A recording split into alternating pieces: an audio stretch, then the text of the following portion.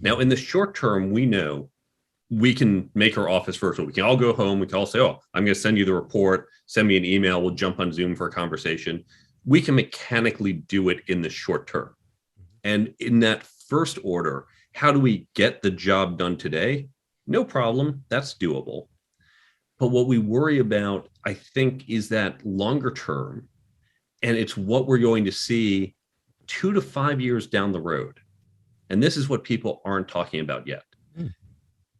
I've been in the workplace long enough. And by the way, I've run virtual teams or remote teams for many years because I work in tech long before COVID. So I've done teams where we don't have an office. But what we worry about is I know enough about, okay, I'm new to some company. I know how to go out and learn not just the mechanics of what we do in this job, but build relationships with people, that internal networking. I know how to keep in touch with people. Hey, we haven't been in a meeting in a month. Like, I just want to catch up with you. I want to hear what's going on with you.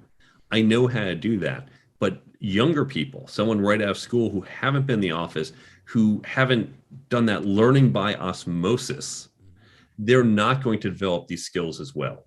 You're going to see other problems that, as a manager, when I would be in the office, I could see what was going on. I could see who's collaborating with each other, who seems to be really supportive of her teammates, who isn't getting along here. That's all visible.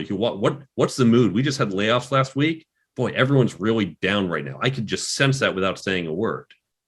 We lose a lot of that information. And so what's going to happen is when you look ahead 2, 3, 5 years down the road, those skills are going to atrophy, or the younger folks are not going to develop them. And we see younger folks say, oh, I do want to go into the office. And the older folks say, no, I just want to stay at home. I don't want the commute, the kids. So the younger folks aren't going to get to learn that. We're going to have this type of challenge. There's also going to be a challenge in terms of development.